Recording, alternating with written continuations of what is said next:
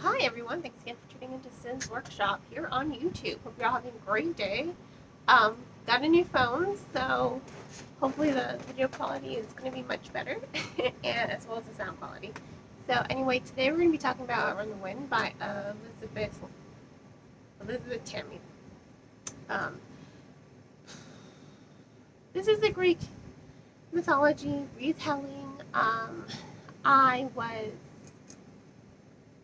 interested in it when it first came out. I actually received an ARC from it, but unfortunately, someone was saying, pile of ARCs this high. Some of them do come with really strict deadlines from publishers that just cannot be moved. And other ones, some publishers don't really care as long as you just get the review out. So this is one of those. North Star Editions published the book. It's an indie publisher. And I have to say I wasn't impressed with this novel, unfortunately. I thought I was going to be. I really thought that this was going to be a novel that I could appreciate. Because it's about Artemis and Atalanta. It's labeled as a feminist retelling of, this Greek mythology tale. So I thought, wow, okay, really drawn in, especially with the blurb saying that there is going to be some LGBTQ representation with the romance. I definitely was intrigued. And now that I got around to reading it, I have to say I'm ultimately disappointed. What really got me is the fact that it lacks character. It really did. The characterization kind of killed the story for me because I felt like these personalities, like there was no personality to the storytelling. And that was very unfortunate to me because I'm very familiar with the tale of Atalanta with Greek mythology. Greek mythology, one of the common themes is, the men kind of outwitting the women, and in, the tale of Atalanta and her run, that's what happens. He throws on three apples, Hippomenes. I can never pronounce his name. But he's the only one who beats her in the race because he tricks her. He drops 3 apples, blessed by the gods. She can't resist them, so she stops running to eat the apple. Runs, he drops another apple, and she starts to catch up to him. So he ultimately wins the race, and he wins her hand in marriage. And that's kind of what this story is about, more or less. And I say more or less because when you're starting to read the story, I feel like the direction of the story is not well done. It leaves a lot of confusion, especially with the way the story begins. She's on the hunt with Meleager, and they're hunting the boar. I don't even want to say the name because I will definitely butcher it. They're hunting this boar that Artemis, sent to terrorize because they ignored her, pretty much. Don't piss off the Greek gods. I think that's something you would have known by now, and she doesn't kill the boar. One of Artemis's huntresses do. Why? Because she's in some way attracted to Atalanta. That's another thing that kind of upset me. I'm not a big fan of that whole automatic attraction trope, automatic love trope. I think it's pretty cliche. I think it doesn't leave a lot of room for developing the relationship with the characters. And so I wasn't a fan of that. And then Atalanta's complete she runs away from the gods. She runs away from Artemis. And sorry, I've just misplaced something, so I'm kind of looking for it. She runs away from Artemis. She runs away from the gods, and it was very cowardly. It didn't fit with what I knew of Atalanta and her relationship with Artemis, because she was a huntress, one of Artemis's huntresses. She was. So I didn't understand, especially the way that scene plays out. I was just like, just freaking join her, it didn't really make a whole lot of sense to me, unfortunately. And it felt like it was very cowardly of Atalanta. So it didn't really fit with what I knew of Atalanta as just, you know, a character in Greek mythology. And I found that incredibly disappointing because Atalanta is such a great figure in Greek mythology. And I don't think this novel did her service at all because she lacks personality. And the same can be said for Artemis in the beginning. And those scenes, she's very cold, she's very detached, and she's not the Artemis that I know of from Greek mythology. I will say this, however.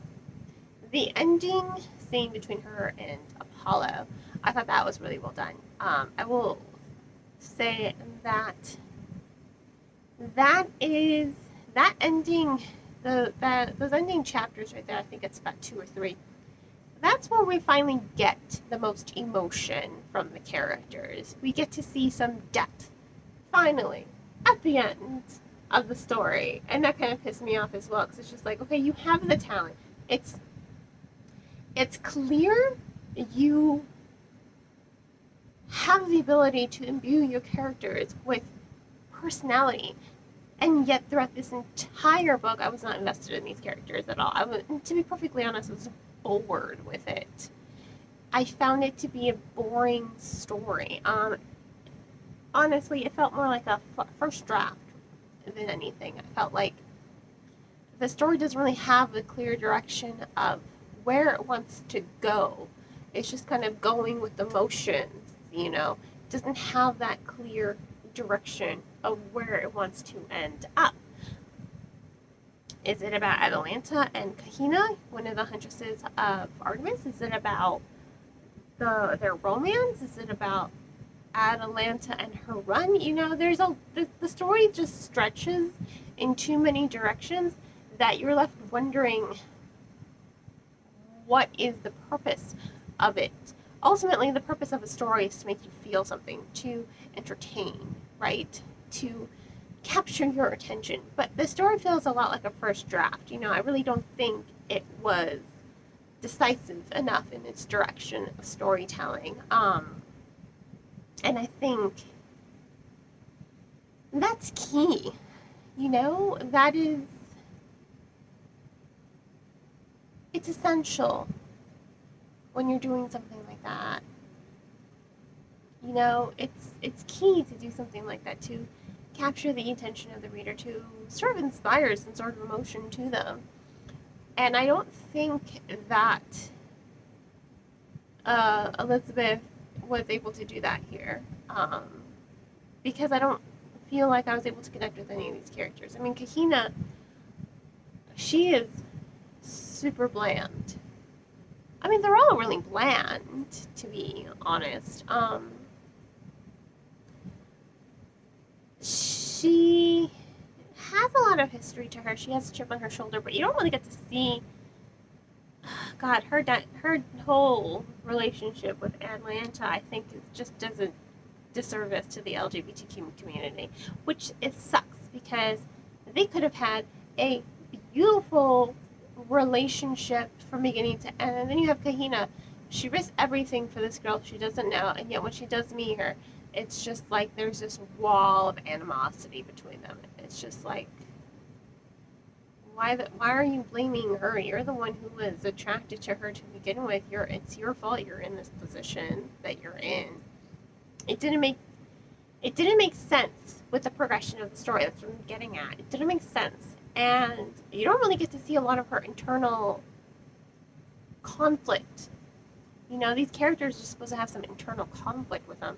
But like I said before, they lack personality. And I think that's really unfortunate, because this story really could have been something incredible. Honestly, that's what drew me to it to begin with, you know. But I think the novel failed. I think the novel just sort of failed. I put that thing anyway. Nope, still can't find my thing that I lost. My remote. I lost my remote. I think it's really unfortunate. I feel like the story really has a lot of potential. I think it's something that should be gone. I think the author and the editors, I think they really should go back to this story and really give it an in-depth edit. You know, I really do think it needs to be edited a lot. I really do think that there needs to be more personality with all the characters, you know, because I'm not invested in them. I don't care about them at all, which sucks because I want to care about them, you know. I mean, if you know me, you subscribe to my channel, you know I love Greek mythology. So I wanted to be invested in these characters. I wanted to love this story. But it was boring, honestly. Like, picking it back up, I was just like, do I really want to read this? Like, yes, I have to read this. That's how I felt. That's never a good feeling. If you pick up a book and you're just, like, groaning at the thought of it, then you already know that you're not really enjoying yourself. But you know what? I had hope that it was going to get better. Those last 3 chapters were actually really well done.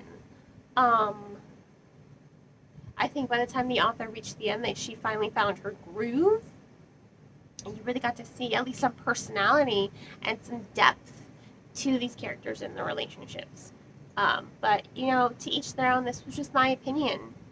You know, I'm never not going to recommend a book because we all have different reading experiences, and I think every book that I review, even the ones I hate, I think you, my audience, should pick them up and read them, because you might have a different opinion than me, and then we can have a discussion about it. You know, like, maybe I missed something, maybe I just didn't get something, but you got it, and, you know, you can educate me about that, and then we can have this whole discussion. But, you know, this was just kind of a disappointing read for me. I've read a lot of disappointing reads this year. That's kind of shocking. I hardly ever read, like, disappointing stories. 2020 for you, huh? Anyway, this was Outrun the Wind by Elizabeth Tammy. I'm going to go ahead and give it 2.5 stars.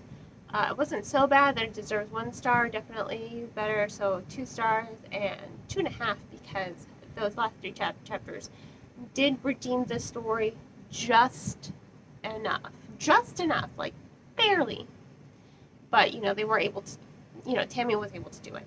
So this is Outrun the Wind by Elizabeth Tammy, 2.5 stars. If you want to go ahead and purchase the book, I will have a link to purchase the book in the description below. If you want to go, if you don't really want to spend the money on it, I wouldn't blame you, but do check this novel out from your local library. I do think it deserves a shot, you know, because once again, we all have different reading experiences, and every book I review, I think I may not like it, but someone out there may like it, and I never want to just turn people off from it. My review is just my opinion, and, you know, just check out the book from your local library. Libraries are a great resource, and they definitely deserve all the support we can get, just like indie authors do. And I hope you'll support me by liking this video and subscribing to my podcast. I hope you all have a great rest of your day, and as always, happy reading.